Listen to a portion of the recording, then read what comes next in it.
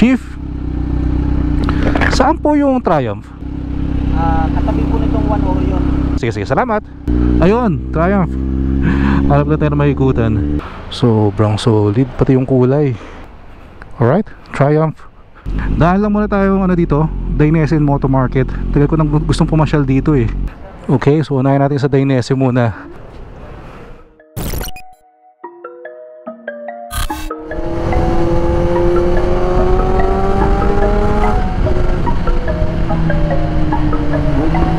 Hey, good morning everyone. Welcome to Newbie Rides.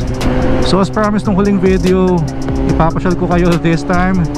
So we're on our way to BGC. Punta tayo sa sa Triumph na showroom doon. Yung sa mga matagal na nakasubaybay sa channel natin, I'm pretty sure alam nyo yung fan ako ng Triumph na brand. In fact, nung bago pa lang tayo nag-motovlog, wala pa tayong Z9 nun. Naka MT-03 pa tayo nun. Isa yung Triumph sa mga una ko na test ride. Flashback. Alright, first impression ride, Trident 660. Woohoo! End of flashback. Isa rin kasi yung sa mga pinagpilian ko nung naghanap na ako ng ipapalit sa MT-03. Mga pinagpilian ko nun yung Trident 660, CB650R, tsaka of course itong Z9.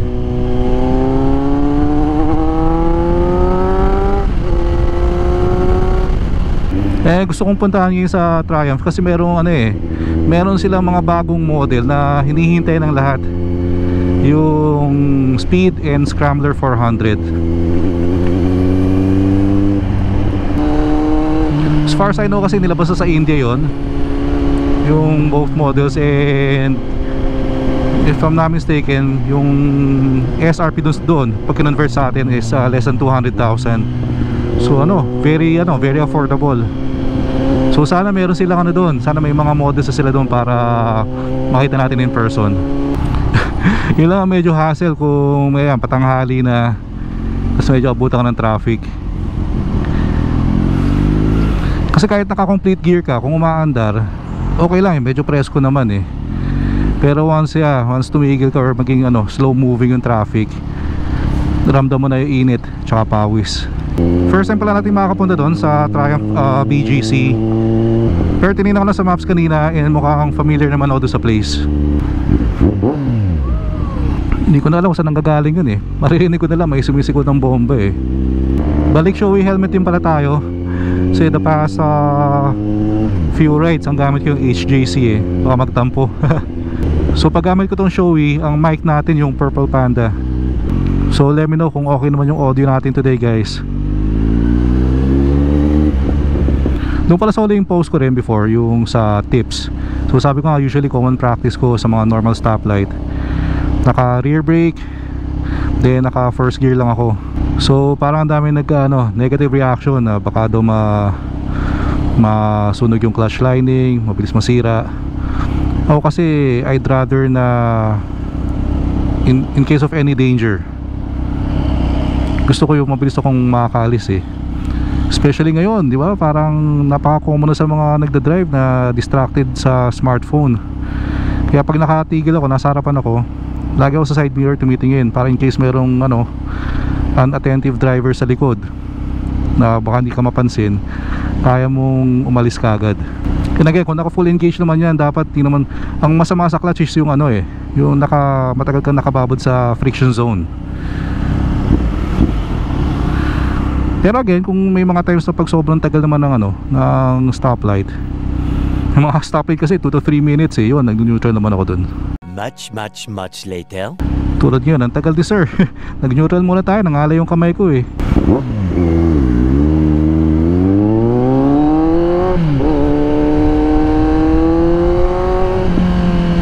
Alam ko malapit na dito yun eh. Kasi sa malapit siya sa Uptown Parade. So tara, hanapin na lang natin. And since hindi natin mahanap, Waze gaming tayo. Alright, let's move out. Nalagpasan ko pa nga yata eh. Parang nadaanan na natin eh. Dito daw eh. Pero since hindi natin mahanap, magtanong muna tayo. Chief, saan po yung Triumph? Katabi po nitong One Orion. Sige, salamat. Kasama daw sila ng Mini Cooper. Ayun, Triumph. Harap na tayo na mahigutan.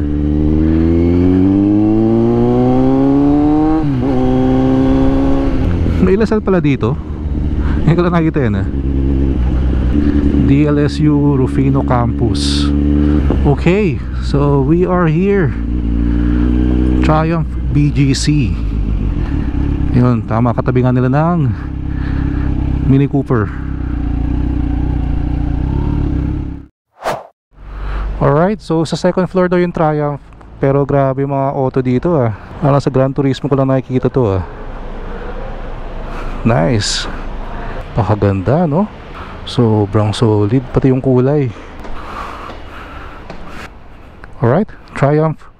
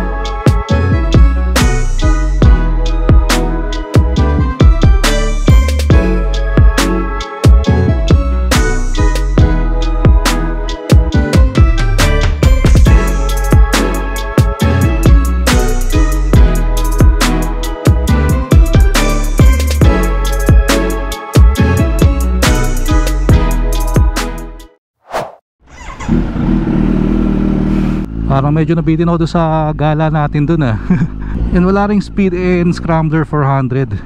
So sa mga naghihintay, bad news, sa January pa raw darating dito sa atin.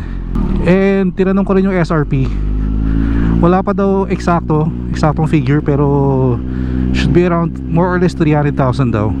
Dahil lang muna tayo dito, Dainese Moto Market. Tagal ko nang gustong pumasyal dito Although hindi ako nakapunta nung may sale sila, sayang. Hanggang September 3 lang yun. Sa mga gustong puntahan to, Dainese Moto Market, sa may lang siya, Uptown Parade, dito sa BGC. Okay, so unahin natin sa Dainese muna.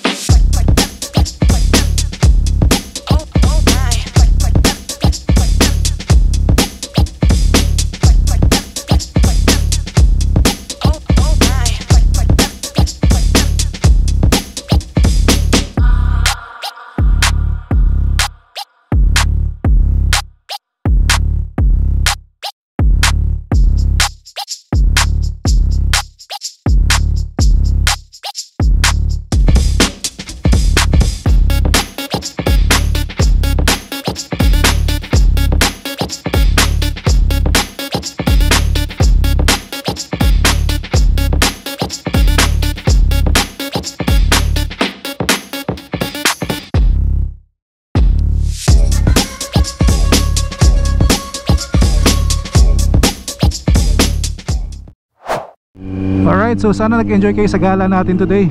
Buti na lang wala tayong nagustuhan din sa Dainese tsaka sa Moto Market. So iwas budol.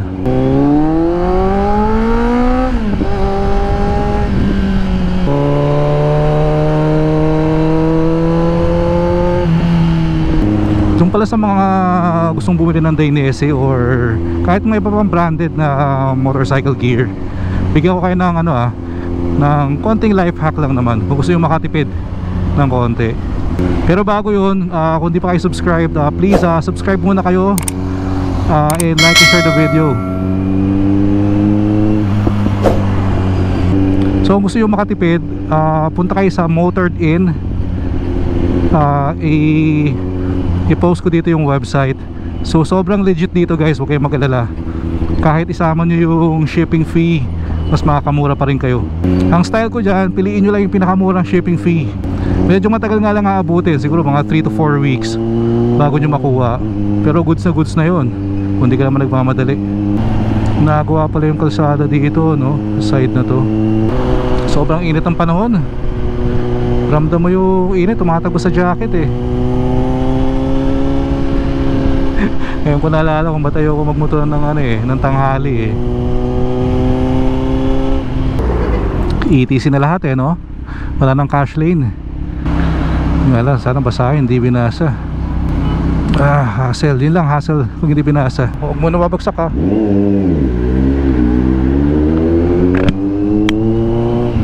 Ang dami ko na nakitang nabagsakan ng bar sa mga toll booth. Kaya nakakatakot eh. Maraming salamat sa mga sumama sa atin sa gala today. Rest assured na mas mapapadalas pa to. Yung mga naka-line up tayo.